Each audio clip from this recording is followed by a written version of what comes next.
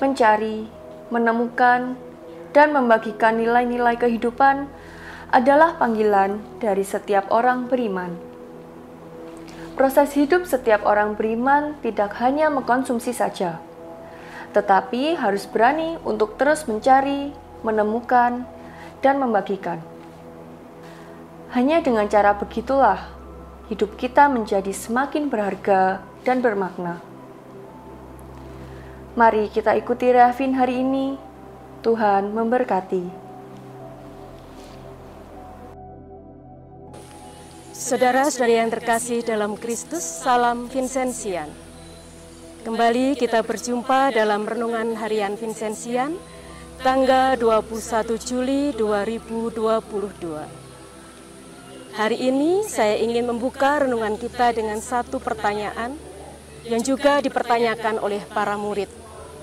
Mengapa Yesus menggunakan perumpamaan untuk mengajar pada orang banyak? Saya juga mempertanyakan, mengapa kok Tuhan Yesus mengajarkan kerajaan surga dengan sebuah perumpamaan? Kenapa tidak langsung saja?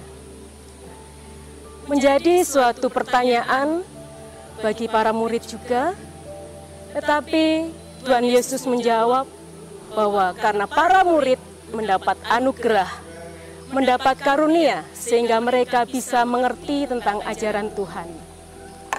Bukan karena para murid lebih pandai, lebih pintar dari mereka yang hadir di situ, tapi anugerah dan karunialah yang membuat mereka mengerti tentang ajaran Tuhan.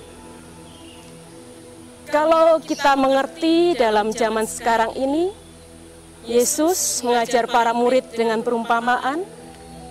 Yesus menjadi guru yang cerdas dan kreatif, supaya apa yang diajarkannya bisa tersampaikan.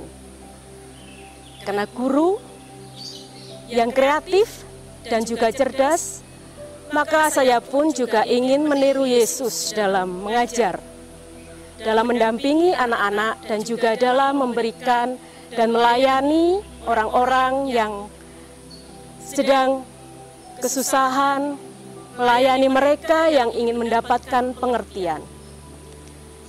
Dalam pelayanan saya, dalam membimbing anak-anak, saya pun juga memberikan suatu perumpamaan dari peristiwa sehari-hari, dari peristiwa kehidupan mereka sehari-hari dalam memberikan mereka pengajaran, supaya mereka bisa mengerti pelajaran yang mereka hadapi saat itu. Dan ketika mereka melihat, mendengar, akhirnya mereka pun mempunyai pertanyaan, dan ketika pertanyaan itu terjawab, mereka bisa menjadi mengerti. Begitu pula ketika pelayanan sabda di stasi-stasi, kebetulan saya melayani di paroki Kristus Terang Dunia Tovoi, Papua Barat. Saya pun juga terkadang memberikan peristiwa-peristiwa harian yang saya alami atau yang umat alami ketika saya memberikan renungan, sehingga umat pun bisa mengerti dan bisa memahami sabda yang disampaikan.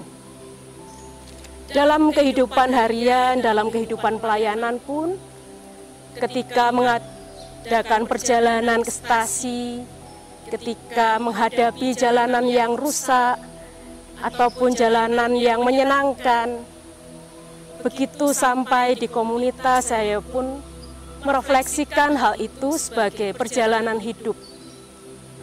Ketika mendapati jalan-jalan yang rusak, saya merasa bahwa perjalanan hidup panggilan pun juga terkadang mengalami suatu cobaan, suatu tantangan. Tapi ketika semua dialami dan direfleksikan, maka akan mendapatkan suatu nilai yang lebih dari perjalanan hidup itu. Dan perjalanan yang menyenangkan pun juga menjadi suatu kegembiraan, menjadi suatu harapan bahwa hidup itu tidak hanya susah tetapi juga ada senang.